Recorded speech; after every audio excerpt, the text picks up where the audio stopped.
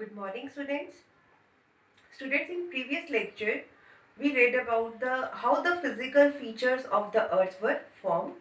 Now, what are the various physical features? These are the mountains, plains, deserts, coastal regions, islands, and the plateaus. And do you know, in India, all these physical features are found.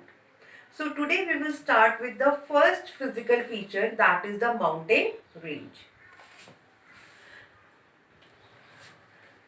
See, like I already told you, the maps are always very informative. See, by this map you will be aware about the whole topic. As we know, Himalayas lies in the northern to eastern India. And can you see these lines? Beta, from north to south, Himalaya is divided in three ranges. See, can you this line? This is this outermost range. It is known as the Great Himalaya. It starts from here, from Jammu Kashmir to Nepal and to till Arunachal Pradesh. The outermost range, it is known as Great Himalaya. Then this center one, this range is known as the Lesser Himalaya or Himachal, and this outermost range, it is known as Shivalik. And do you know, this Shivalik range is found in Haryana also, in Yamunanagar and Panchkula. Now see this beta, this outermost range, the Great Himalayas, and this Lesser Himalaya, between these two very famous valleys are found. And between this Himachal or Lesser Himalaya and Shivalik, here dunes are found. Dunes, you must have heard about Dehradun, Kotli Dune, etc. Right? Now, if you will see here, beta, this is Arunachal Pradesh. From Arunachal Pradesh, these ranges, it bent sharply towards south. You can see here, it bent sharply towards here. So, these are known as Purvachal. And in this Purvachal range, different ranges are found like Patkai Hills, Naga Hills, Mizo Hills, and here it is Meghalaya. These three ranges are there, 1, 2 and 3, and names are Garo, Khasi and Jayantiya. So this was the division of Himalaya on the basis of longitudinal extent or from north to south.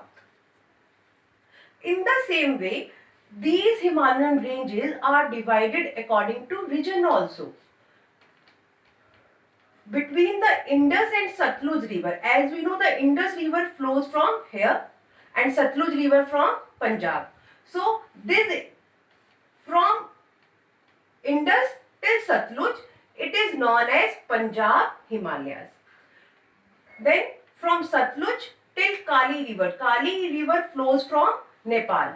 So from Satluj till Kali river, it is known as Nepal Kumaon Himalayas.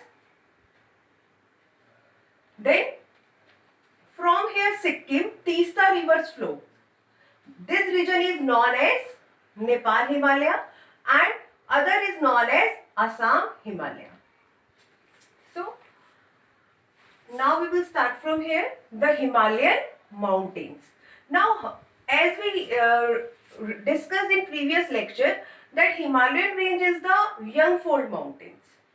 So these are the young and structurally fold mountains. As we know, these are formed by the folding activity. And these are stretched over northern borders, as you have seen in the map also. And it run in a west to east direction from Indus to Brahmaputra. As we know, Brahmaputra enters in India from Arunachal Pradesh.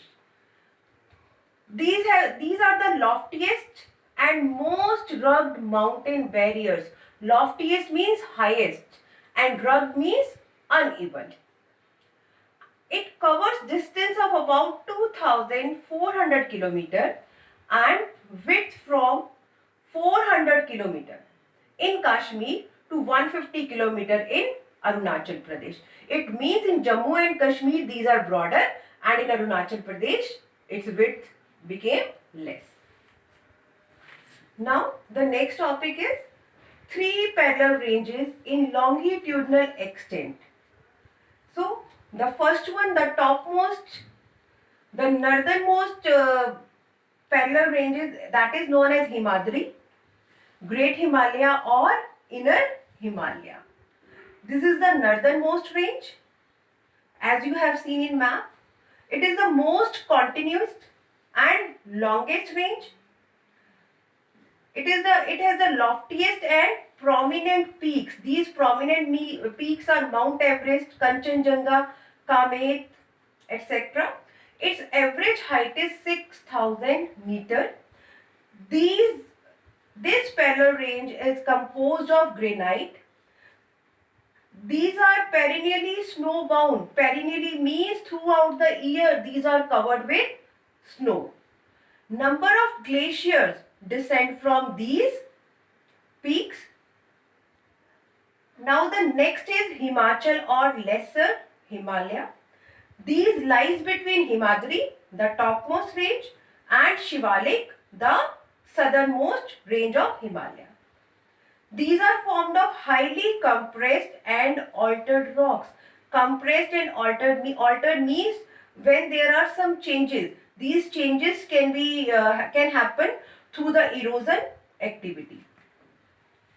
And these lesser Himalayas altitude is between 3,700 to 4,500 meter and its width is 50 kilometer. The famous hill station and valleys are Kashmir, Kangra and Kulu Valley. As I told you that these valleys lie between the Great Himalayas and Lesser Himalayas. And the important ranges are Pir Panjal, Dholadhar and Mahabharat ranges. I think you must have heard about the Dholadhar, that these days due to less pollution this was visible from Jalandhar and it is 200 kilometers far from there. Still the people were able to see from there, this Dholadhar range. Now the third one is Shivalik, the southernmost Himalayan range. This is the southernmost range. Its altitude is 900 to 1100 meters and its width is 10 to 50 kilometer. This is composed of unconsolidated sediments. It means fragmentation.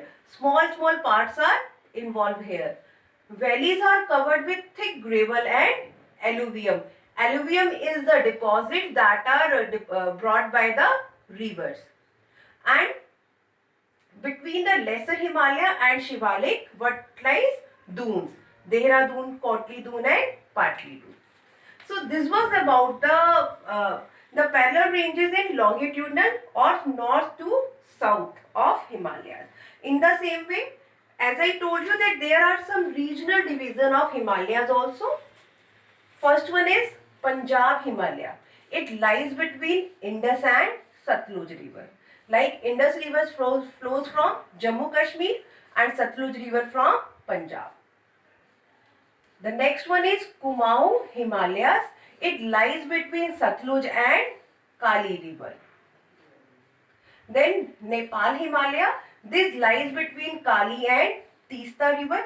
This river, Teesta river, this flows from Sikkim. Next is Assam Himalaya. Between Teesta and Dihang. These ranges are known as Assam Himalaya. Dihang is the easternmost gorge of India from where the Brahmaputra river enter into India. And from there, from Dihang gorge, this mountain range bends sharply towards south. And it is known as Purvachal. And it is composed of strong sandstones.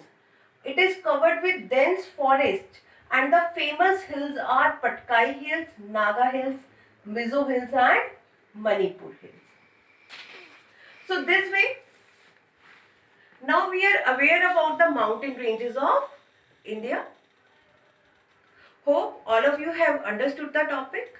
Thank you and have a nice day.